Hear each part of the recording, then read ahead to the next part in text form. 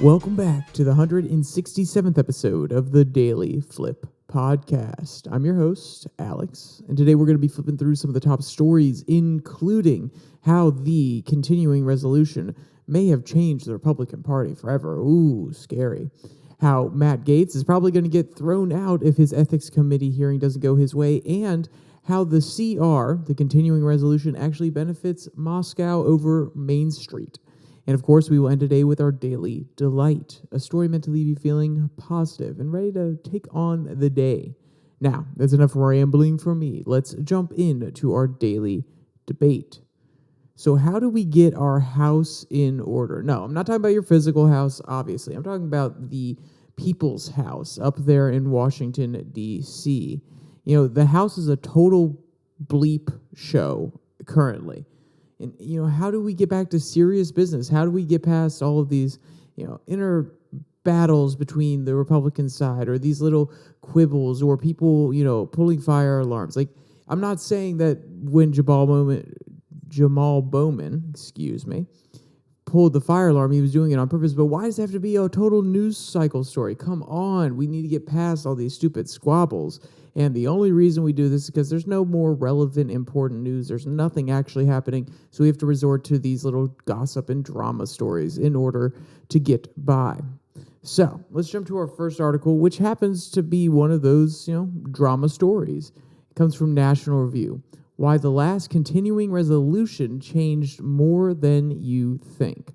So the continuing resolution that was put through late on Saturday night in order to keep the government from failing for another month and a half. And by government failing, I mean the government shutting down. Yes, for all of those that you want a little bit more minute detail. So people who are, criticizing from the right are saying, oh, well, they didn't go far enough. They should have, or Matt Gatez, let's put it that way. Oh, they shouldn't do a continuing resolution. They should actually break it up into smaller bills so then people can directly vote on one thing or another. I would say that he's going to use it as a litmus test. Okay, so how do you care about this issue, this issue, this issue? Now when it's a giant package and you can argue, well, I care about these things a lot, and I guess I have to swallow the pill for this other thing that I don't agree with. Now he's saying break it up so then we can see where everybody stands on every specific issue. And then the mainstream Republicans are like, well, okay, first off, that's going to be cumbersome. It's going to be long. We might not be able to get some of the proposals that we want through because of it, because Democrats aren't willing to swallow certain pills. But also, there's probably a few people in the back room like, no, Matt, come on. We need a little bit of cover in order to get what we want passed, or we need a little bit of cover, to, rhetorically, so we can get other things passed that people may not be okay with. Great example being a little bit more Ukrainian spending. Oh, well, that's just a part of the bill. I understand that we need to have some more strict policies about where the money is going in Ukraine, but this military-based funding in my district, it's really important to me, so we're going to put this through. And if you have to pass those things separately and you can't actually hide behind the fact that you want to get this certain funding to a certain location, and then you actually have to vote directly on whether Ukraine gets the money or not, you're exposing yourself to your voters and to the people of the United States. So that's what Matt Gatez is kind of proposing. But, I'm going to save him for the second article because that's where we really go into it. So how has this CR, this continuing resolution, been misunderstood? Because the argument that the author's making in the headline is that it's changed more than you think.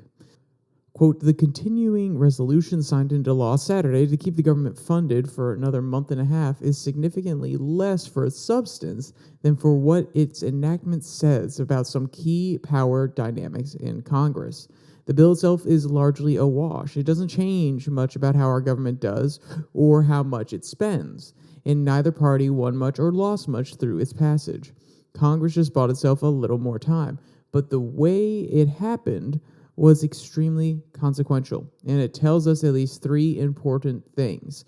And to be honest, I don't care about the second one, or not necessarily all of the third one, and we are kind of skipping around here, but let's jump to the first point that the author tries to make here. Quote, first, it signals a new phase of the McCarthy speakership. Until Saturday, Kevin McCarthy had managed to mostly keep his conference's various factions together by avoiding any real governing choices. This was done by advancing symbolic legislation that did not have much of a chance in the Senate, and by getting one must-pass legislative package increasing the debt ceiling enacted by promising to do impossible things later.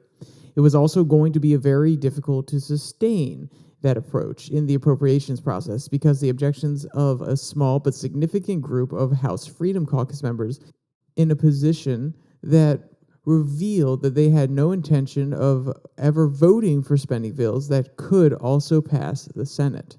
This goal that McCarthy had was always to make it clear that the rest of the conference that there is no way forward except together, or a legislative vehicle that could get some Democratic votes. But it was not all that clear that he could do this without first going through the government shutdown.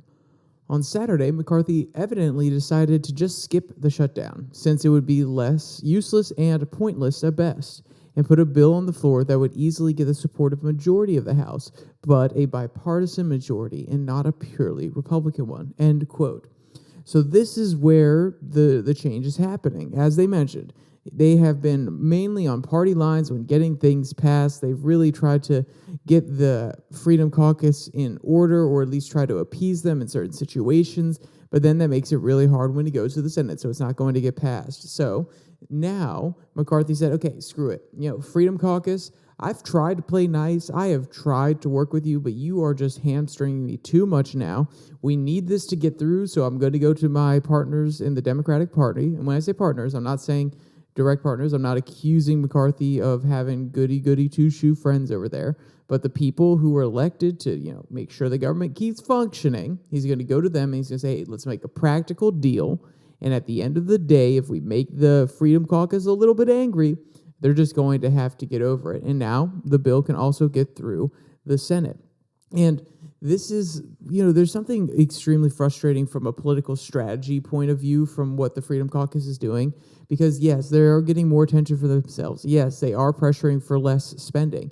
But guess what? If you make a really conservative package that isn't quite as conservative as you want, but conservative enough that every single Republican in that Congress will vote for it, and let's be clear, yes, I am aware of the irony because it's not conservative enough for Gaetz, but if he can put that aside for a minute and say, okay, we are not going to get everything we want, but we can still make a bill that's conservative enough that every single person in the House Republican caucus, the committee, that it will get through all of them, and then we can send it to the Senate, and guess what? The Senate's controlled by Democrats. They're probably not going to pass it. Then guess what? You can blame the shutdown on the Democrats in the Senate who will not pass that legislation. Of course, they'll come back and say, oh, well, the House gave us a bill that we couldn't pass anyway, but they were the ones that chose not to pass it. They are the ones that are going to be blamed for the government shutdown. And yes, I know that's cynical. And yes, I know that we shouldn't be encouraging a shutdown in any way, shape, or form. But it's just the political, I don't understand when Gaetz and the Freedom Caucus are pushing back against this. I get that they're trying to do this on principle, and that is fair enough, good to you. But don't be mad when then McCarthy has to turn to the Democrats and you have no political leverage in the media anymore, or at least when it comes to putting the government shutdown and increasing spending on the Democrats. Well, you can't say that anymore because guess what? McCarthy now had to go and make a deal with them, which means spending's probably going to increase. So not only did you not get what you want, but you can't even spin a narrative properly in order to talk to the voters and try to get them to change their mind in the upcoming elections. So I'm not saying Matt Gatez isn't politically savvy, because obviously he is. Obviously, the Freedom Caucus is getting what they want, which is more attention to get McCarthy out of the way, to possibly get someone who's a little bit more conservative in essence, in principle, in the office. But it seems as though they're picking the wrong battles, in my opinion. But, maybe they have some insider information that I don't. So where else does this change? Because they listed, or the author said there are 3 things that this has kind of changed. And I said I'm going to skip the second one because I don't think it's as important. But the third one is the Ukraine issue. And I do think this is a very important one because we can actually, see a reframing of the narrative here and possibly a change in policy in the future rather than just limitless spending for Ukraine and constantly passing more amendments to different bills in order to ensure that they get the aid to fight off Russia. Quote, Saturday's extraordinary turn of events puts Ukraine funding at the heart of the continuing struggle over appropriations. Democrats in both houses suggested that they voted for the CR on the premise that the debate was over about Ukraine funding and that it would not continue, and that it may return to center stage even before the broader question of funding the government does. That may well happen. And there is every reason to think that some funding for more aid will ultimately be provided, since majorities of both houses and the president would be likely or would like to see that happen. But large numbers of Republicans in both houses have now made it clear that they do not prioritize that funding and do not consider it essential. End quote.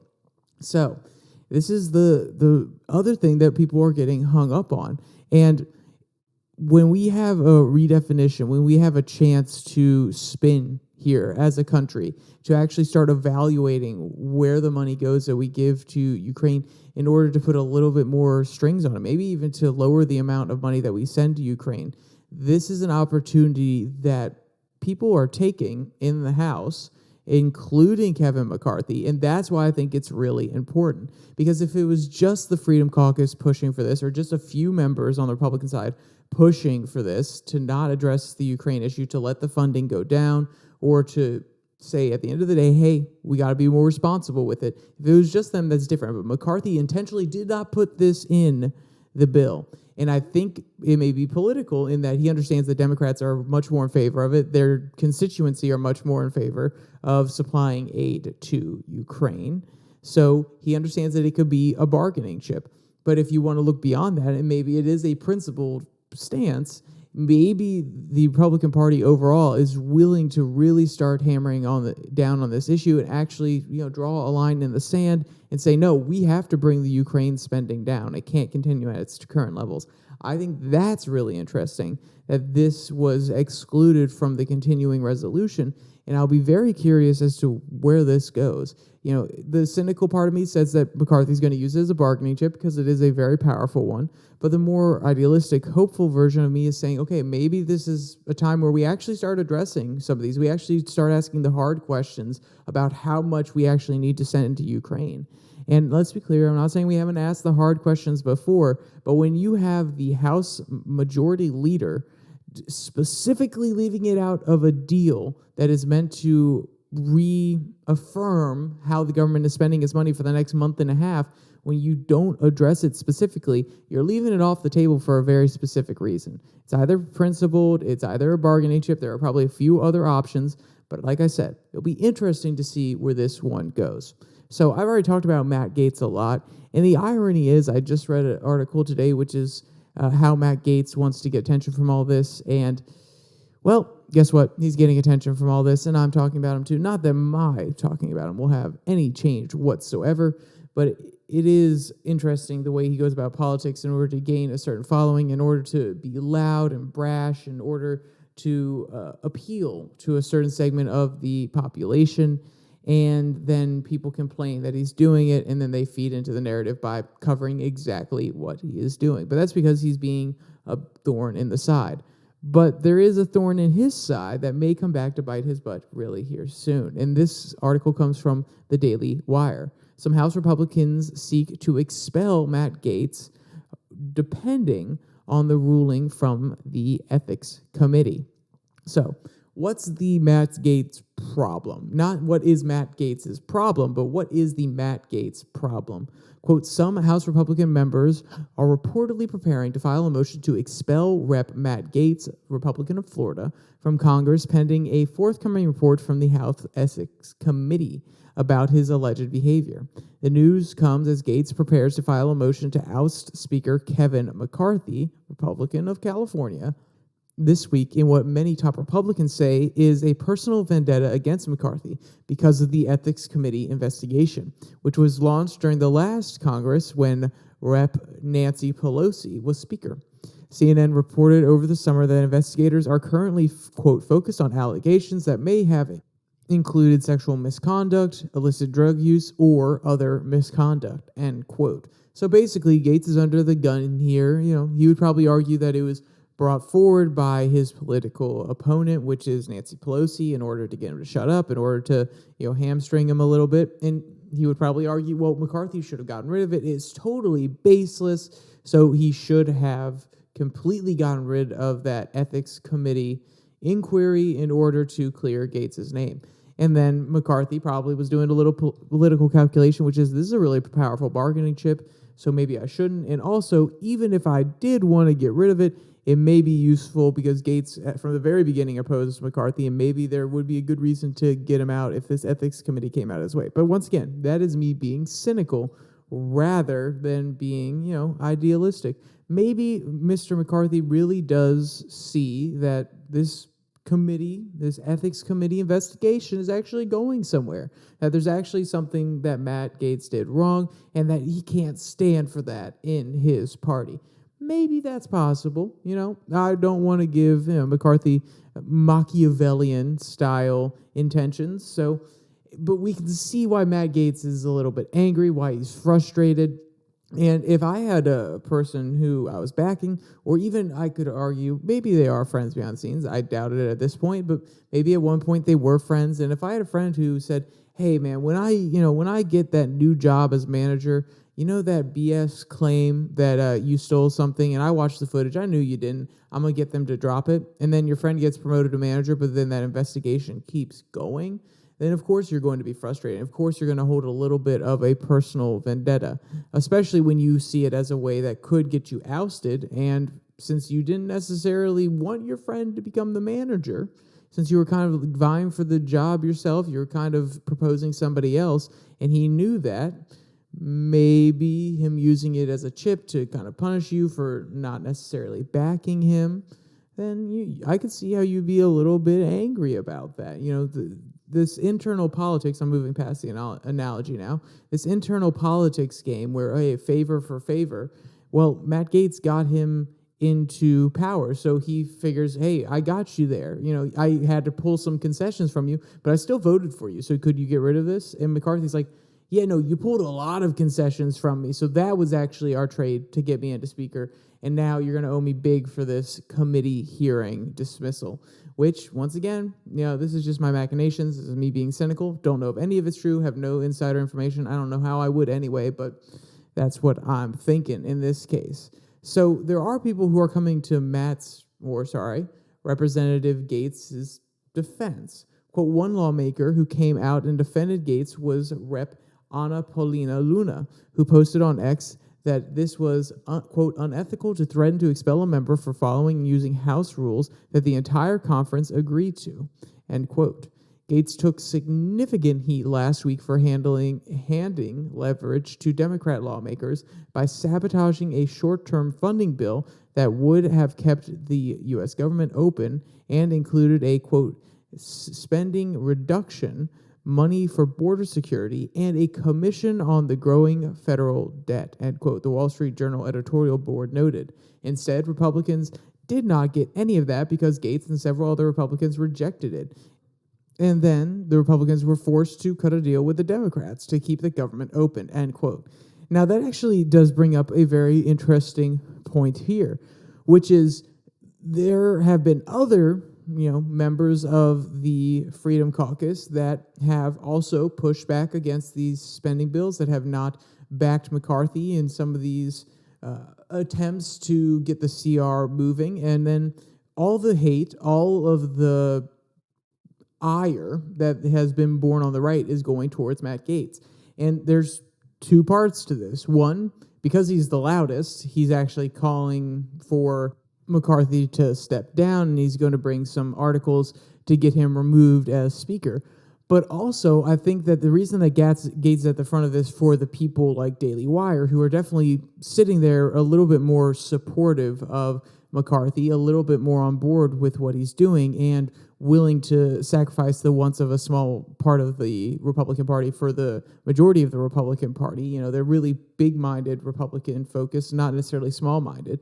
Is the reason they're focusing in on Gaetz is because he does have this ethics committee thing going on, and people are trying to eject him. So they're actually trying to put a little bit of extra pressure and change the popular narrative that he does need to be ejected because he's actually holding up Republican processes, and there's this ethics committee hearing. Once again, that is me being very, very cynical. But there are other people who are mainstream Republicans who are directly calling for him to be expelled because of this ethics committee investigation if he is found guilty. And sometimes in the past, you would probably see an argument from certain Republicans that, oh, well, hey, no, this is a political attack. We need to defend our own. But no, even some old-style Republicans are saying, get him out of there. Then again, that person is Newt Gingrich, and he is more whole party over individual Republicans. So he may have been okay with that back in his day as well. But here's what Newt had to say. Quote, former House Speaker Newt Gingrich posted on X, is Gaetz secretly an agent for the Democratic Party? Before I keep reading that's a pretty bold claim. I mean, I think he's being a little bit cutesy there, but still, that's a pretty bold statement or question. Quote, no one else is doing so much to undermine, weaken, and cripple the House GOP. End quote. Conservative media personality Mark Levin said Gaetz and others sabotaged the conservative spending bill. They rant and they rave about a plan and without a real objective. And now we get this 45-day CR, Levin said. They did this. And predictably, they desperately blame everybody else. End quote. So you can see the fire is being trained on them.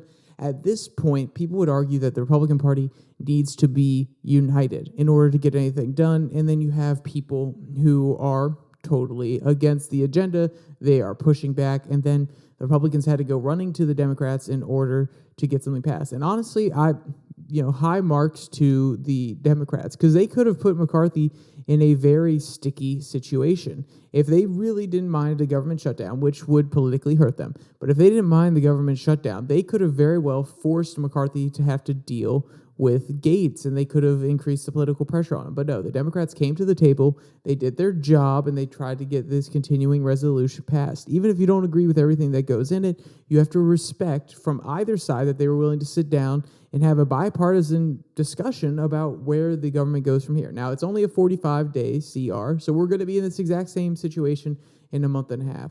And honestly, I feel like we love these sort of conversations. We were talking about the debt ceiling not that long ago. Now we're talking about a continuing resolution to fund the government and a government shutdown. We always seem to have these. It gins up a lot of media coverage. So I honestly think the media likes when these short things happen because they know in a month and a half they'll have another 2 or 3 day cycle, if not a whole week, about, oh, the government's going to shut down. Oh, what's the political game? Now, it does give politicians a chance to really define themselves, to maybe get some good news coverage or some bad news coverage, depending on who you are. So maybe that's why we find them more frequent. But once again, I don't know why I'm in such a cynical mood, but I am. I'm in a pretty cynical mood today, if you cannot tell. All right, so let's move to our last article, which comes from someone who's even more cynical than me. And that is hard to do, especially today. And this one comes from the Daily Beast. All that drama in the House GOP's only win was for the Kremlin. So this goes back to the point where I was saying that they're focused more on helping Moscow than Main Street. That's where this argument is coming from, the point of view from this author. And I felt bad bearing it at the end here because it's an interesting one. But also at the same time, I feel like it is a whole bunch of talking points that have been treaded over a million times, and it's not necessarily a new argument, but we should at least give it its time in the sun, give it its time of day. So, how is this new CR, how is this drama, this battle, how is it pro-Kremlin? Quote, had the great Maya Angelou been alive to witness Saturday's climax of a omni-shambolic dog's breakfast of a misbegotten legislative process that took place in the U.S. House of Representatives, surely she would have said, when a political party tells you over and over again that they have no higher priority than serving Vladimir Putin, believe them. End quote from Maya Angelou. But hey, it's a kind of I don't want to say hyperbolic. It's a bold statement, to say the least, But let's see what the author's argument is. Quote, then again, it didn't take a genius or the genius of Miss Angelou to get the message. At the critical moment at which they had one chance to avert a government shutdowns, when Republicans in the House were forced to abandon all of their legislative priorities, but one, the one they chose to ditch was the vital U.S. aid to Ukraine. In so doing, they sent the world an unmistakable signal once again that the first and guiding loyalty of Donald Trump's GOP is that it has always been to the Kremlin, end quote. So I find this disingenuous trying to connect the GOP to Trump and then Trump to the Kremlin, inherently saying that Trump is for the Kremlin, and also just because you want to have a more in-depth discussion without just randomly passing a certain amount of funding for Ukraine. I find both of those disingenuous arguments that they are just directly supporting the Kremlin. Just because you put a limit on something that benefits one party more than the other doesn't mean that you necessarily want to help that other party. It just means that you're putting a limit on something.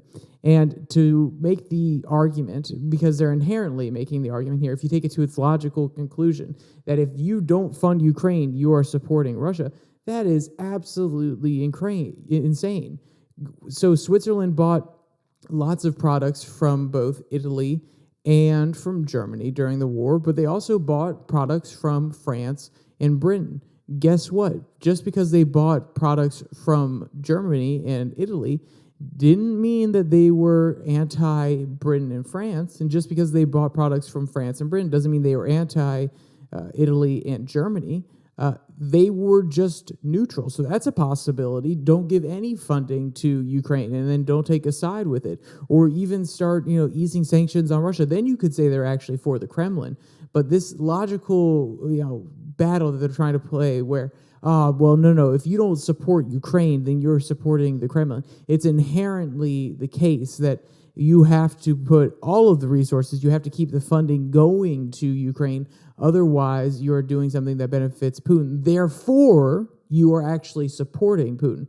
No, that doesn't have to be the case. You can be against Putin, but also against the Ukraine. Two things can be true at once. Just because one directly affects how the other person interacts in the situation, and in this case, I'm saying just because you limit Ukrainian funding, meaning Putin will get an advantage, that doesn't mean you're pro-Putin. You don't have to make a declarative statement with everything that you hate. So if I absolutely hate or I don't want Nike to succeed, does that mean that I have to buy their direct competitor? Does that mean I have to give funding to their direct competitor, Adidas or New Balance? Well, why don't I just change the game? Why don't I go no shoes? And I know that seems like a really stupid analogy, but what I'm saying is there's no move forward that has to be prescribed in order to say I am for one side or for the other. There are multiple ways to do it. You could be totally against Ukrainian spending, but also be totally for sanctioning the Russian government and limiting the amount of money that the oligarchs have access to. So this is a stupid argument from the very beginning. And I'm sorry I'm getting so heated because I didn't, when I first put this article in, I understood what they were saying, but I didn't necessarily hone in on this logical trick that they were trying to use. And I just honed in on it while I was reading it and really, really got underneath my skin very quickly. I am sorry. So once again, there is a interesting part here where the author talks about this is basically appeasement 2.0. And, I don't necessarily disagree or agree. I think the situation is totally different. So I think it's an interesting framing nonetheless. But I did want to bring it out because I thought it was at least an important part to talk about and an interesting angle that people from this point of view at the Daily Beast are taking. Quote, just as Hitler saw Chamberlain's weakness as the opening he was looking for, surely Vladimir Putin saw the GOP message for what it was, encouragement for his aggression and his war crimes from the party of Trump, a clear signal that all he would have to do was wait until the next election cycle, and if they won, a GOP-led U.S.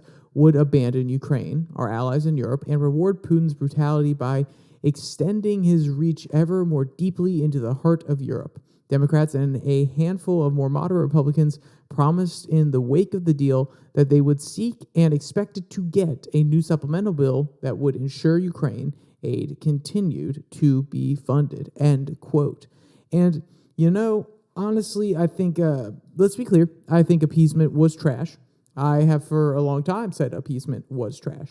But also, I read a book recently that did, Chamberlain a little bit more of a service, which was he genuinely believed appeasement was going to work. But also, there has been some reflection recently that suggests, and some of the quotes that he was sending, or some of the quotes that are extracted from some of his meetings with his ministers, is that, okay, yes, we're going to offer Hitler appeasement with one hand, but we're also going to build up our military strength on the other. So it's not as though he was simply saying appeasement and we do nothing. He was offering one thing with one hand, and on the other side, he was saying, okay, we got to build up our own reserves because I don't actually trust Hitler that much, but we need a little bit more time in order to get militarily ready. So to compare these two things, to compare a situation with a fascist leader versus the oligarch that is Vladimir Putin, and to suggest that any version of weakness, such as Chamberlain, is appeasement, I think is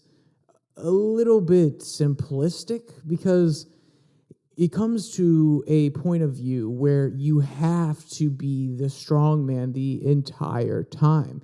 You cannot show any weakness whatsoever. You have to they're basically saying you have to fall in line and give all the Ukrainians all the money that they want, or that is perceived as weakness. But wouldn't another argument for being perceived as weak is just giving Ukrainians whatever they want rather than holding them responsible and trying to rein in some of the spending? I think that could be argued as a weak position where you just roll over to whatever Ukraine wants. I mean, I understand where they're trying to come from, which is it's weakness in the idea that they're not trying to protect democracy, but there are multiple points of view of weakness. So and I'm not trying to make a subjective argument. What I'm trying to say is it is not as black and white as they want to perceive it as. They are trying to make a subjective claim, just like I did a second ago, that this is the only way to not be perceived as weak. They are claiming that this is what weakness is, and we cannot be perceived that way, rather than making an objective claim, which would be that it's good or bad to fund Ukraine, and then working from there. Because if they said that it's a good thing to fund Ukraine because we want to wither down Vladimir Putin's army, or we want to, use Ukrainian troops as a way to wither them down rather than American troops or NATO troops having to be sent on the ground, you could have a more clear argument about that. But when you make this weakness argument, it gets muddled in subjectiveness, and it doesn't actually get anywhere, and it's just trying to demagogue and trying to play to their side. That's just my opinion on that one. So let's get past all this sad stuff. Let's jump into the daily debate that comes from Woo Globe. Adorable dog runs and hugs her human granddad on his birthday. So children, grandchildren, they can really be the delight of grandparents, and that can even be the case when they're not so human. Quote, in this heartwarming video, an adorable dog shows her love and affection to her human granddad on his birthday. As he celebrates his special day, the dog cannot contain her excitement and runs towards him, giving him a heartwarming and affectionate hug. And honestly, who doesn't love a good birthday hug? Quote, this wholesome and touching moment between the dog and her human granddad reminds us of the pure and unconditional love that our furry friends can bring into our lives, especially during our most special moments. And if you want to see any of the cute photos or videos from this one, or you want to read any of today's articles, there'll be a link in the description below that like and subscribe button. Also down there, you can find the links to the podcast on Spotify, Pocket Cast, Google Podcast, as well as Podvine, and the Twitter handle @YourDailyFlip, where I post Twitter tirades every Tuesday and Thursday. A little bit more short-term content or short-form content, a little bit less scripted, less articles, just kind of off the top of the head kind of stuff. But with my rant towards the end of this one, maybe you don't want more of that information. Who knows? But love to see you over there. With all that said, there's only one more thing to say. Stay safe. Don't die.